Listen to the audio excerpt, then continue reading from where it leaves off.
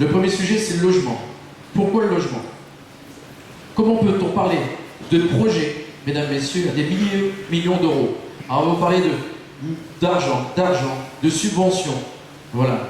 Les gens de l'île, les jeunes de l'île, les moins jeunes, les saisonniers, les seniors, nous disent tous la même chose. Le plus beau projet du monde, c'est pouvoir se loger, y travailler et y vivre. Il y a des femmes et des hommes qui ne restent pas sur l'île faute de logement. Donc à ce niveau-là, nous prenons l'engagement de faire un maximum de logements pour l'île. Vous le voyez sur la slide qui est ici, hein, sur la diaporama, plus précisément. Vous avez donc des pastilles rouges, des pastilles bleues et des pastilles vertes.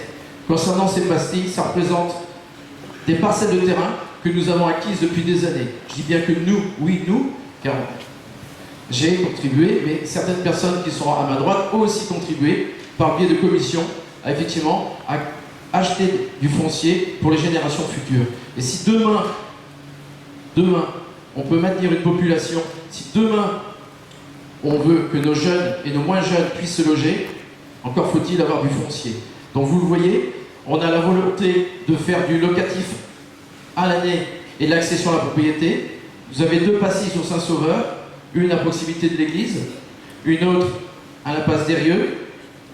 Quand vous glissez vers l'ouest de l'île, vous avez la Tonnelle et vous avez la Chironnière qui est complètement à l'ouest, Chironnière qui est à proximité de Cadouer.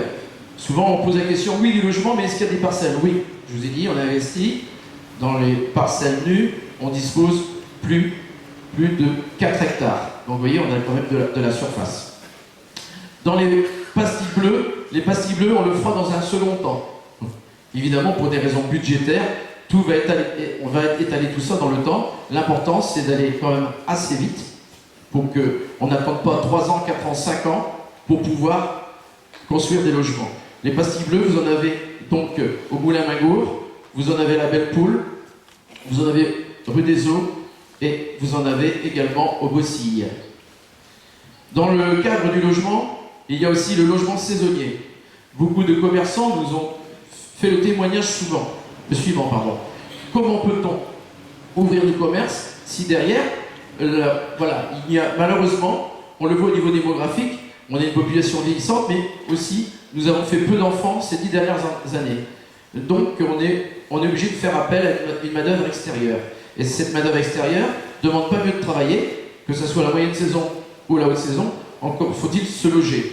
Évidemment, il ne faut pas tout attendre non plus de la collectivité. Les initiatives privées sont bonnes à prendre. D'ailleurs, dernièrement, on a rencontré un propriétaire privé qui va se lancer dans pas mal de logements saisonniers et on va s'y employer pour pouvoir l'aider pour qu'il n'y ait pas trop de problèmes. Quand on dit pas trop de problèmes, c'est toujours des procédures administratives et tout cela. Concernant le logement saisonnier, on souhaite y implanter un parc de logements saisonniers au niveau de Calypso. Je vous expliquerai après pourquoi. Hein.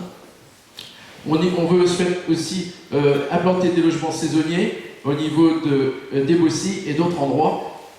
Il est important de construire rapidement ces logements pour pouvoir loger ce personnel si on veut que le commerce ouvre au moins moyenne et en saison, car à court terme, ça sera très très compliqué.